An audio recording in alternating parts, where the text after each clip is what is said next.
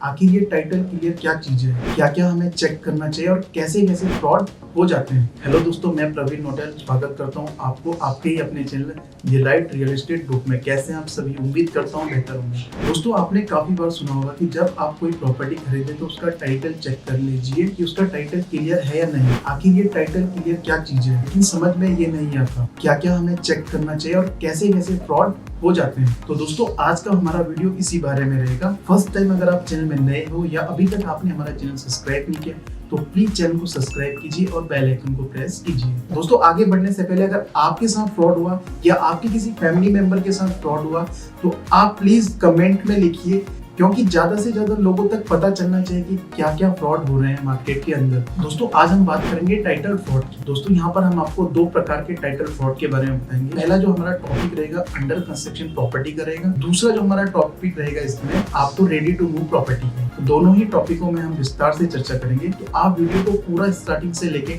And तक देखिए। उम्मीद करता हूँ आपको हमारा वीडियो काफी ज्यादा पसंद आएगा। अगर आप किसी बिल्डर से प्रॉपर्टी परचेज करते हो तो वहाँ पर किस तरीके के फ्रॉड होते हैं इस बारे में हम बात कर रहे हैं। दोस्तों, कई बार क्या होता है कि बिल्डर रातों रात भागने की कोशिश करता है, क्योंकि जो उसने आपको जो लैंड दिखाई वो उसने एक्चुअल में लेआउट में आपको लैंड दिखाई, उसे वो आपको बेच रहा है। तो क्या करता है, आपसे कुछ एडवांस पैसे ले लेता है, क्योंकि आपने तो उसका टाइटल बिल्कुल भी कुछ चेक नहीं किया होता डॉक्यूमेंट। आपको इस तरीके से भी आप फ्रॉड के शिकार हो सकते हो, क्योंकि दोस्तों क्या होता है कि बहुत से लोग, हो सकता है आप भी हो उनमें से, वो लोग ढंग से चेक नहीं करते हैं सेल डीड या कोई डॉक्यूमेंट या अदर कोई डॉक्यूमेंट, उसका रजिस्ट्री का डॉक्यूमेंट कुछ भी उसका चेक नहीं करते हैं। तो इस वजह से भी फ्रॉड होने के चांसेस हो जाते हैं। तो दोस्तों, इस तरीके के डिस्प्यूट होते हैं, क्योंकि लोगों की लैंड अपनी नहीं होती, लोग दूसरों की लैंड पर लेआउट बनाकर आपको प्रॉपर्टी बेच रहे हैं, क्योंकि ओनर तो जो आपको दे रहा है वो तो है नहीं। तो आपको एक तरीके से इसमें भी आपको फ्रॉड के चांसेस काफी हो सकते हैं। तो यहाँ पे भी आपको सावधानी बरतनी पड़ेगी, आपको डॉक्यूमेंट ठीक से चेक करने होंगे। दूसरी स्टेप की बात करें, लैंड टाइटल नॉट क्लियर, इसमें क्या आपको मॉर्टगेज और डिस्प्यूट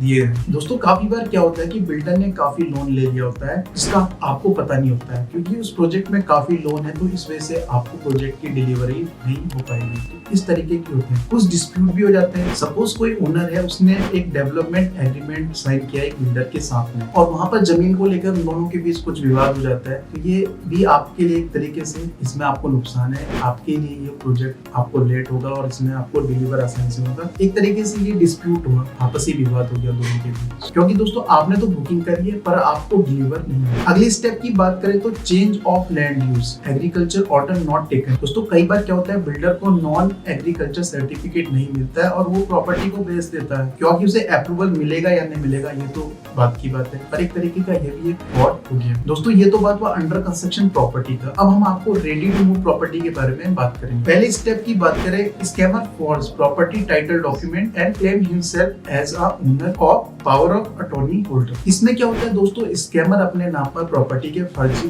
डॉक्यूमेंट बना देता है, चल इसमें कर लेता है, और किसी फर्जी तरीके से प्रॉपर्टी के टाइटल ट्रांसफर अपने नाम पर कर लेता है। और जनरली क्या हो सकता है कि वो अपने नाम पर पावर ऑफ अटॉर्नी बना सकता है, ये प्रॉपर्टी को मैं ही बेचूंगा, इस तरीके के भी वो नकली डॉक्यूमेंट आपको दिखा सकते हैं। तो इसमें भी आपको सावधानी बरतने की आवश्यकता है। दूसरे स्टेप की बात करें तो टारगेट प्रॉपर्टी। जनरली क्या होता है, कुछ प्रॉपर्टी काफी टाइम से खाली पड़ी हुई या ओनर उसमें स्टेट से बाहर दूसरी कंट्री में कहीं रहते हैं, तो इस वजह से भी फ्रॉड होने के चांसेस काफी हो जाते हैं। जो फ्रॉड करने वाले होते हैं बेसिकली इन्हीं प्रॉपर्टी को वो टारगेट करते हैं। तो दोस्तों, हम आपको ये भी इसमें मैसेज देना चाहते हैं कि अगर आपकी कोई प्रॉपर्टी आपके स्टेट, अगर सपोज आप अदर स्टेट से हो और दूसरे स्टेट में आपकी कोई प्रॉपर्टी है, तो आप जहाँ पे भी आपकी प्रॉपर्टी है तो आप आस पड़ोस से कॉन्टेक्ट में जरूर रहिए। हो सकता है आप साल में एक बार विजिट भी कर लीजिए प्रॉपर्टी का, क्योंकि फ्रॉड काफी ज्यादा हो रहे हैं। अगले स्टेप की बात करें तो प्रॉपर्टी टाइटल नॉट क्लियर, जिसमें कि dispute, loan, lease, tax dues, other dues भी आते हैं। दोस्तों, कुछ प्रॉपर्टी ऐसी होती है जिसमें कि जैसे म्युनिसिपल के कुछ चार्जेस होते हैं, ड्यूज होते हैं, वो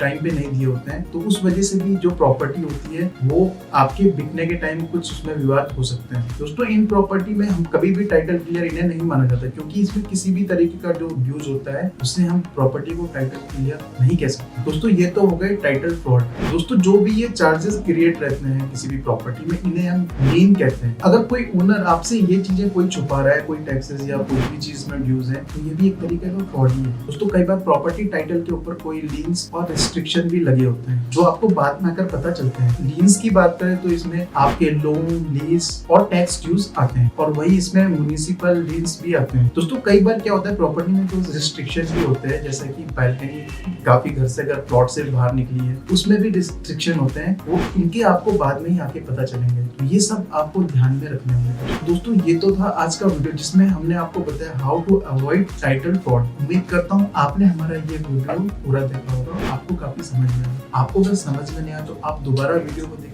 मैं विश्वास दिलाता हूँ आपको हमारा ये वीडियो पूरा समझ में आएगा। दोस्तों फर्स्ट टाइम अगर आप हमारे चैनल में नए हो या अभी तक आपने हमारा चैनल सब्सक्राइब नहीं किया तो प्लीज चैनल को सब्सक्राइब कीजिए, बेल आइकन को प्रेस कीजिए और हमारा ये वीडियो ज्यादा से ज्यादा अपने फ्रेंड और फैमिली मेंबर में शेयर कीजिए, जिससे कि आने वाले समय में हमारे द्वारा लाई गई वीडियो का नोटिफिकेशन आप तक डायरेक्टली पहुंच पाए। इसी के साथ दोस्तों जय देवभूमि, जय उत्तराखंड। धन्यवाद दोस्तों, मिलते हैं अगली वीडियो में।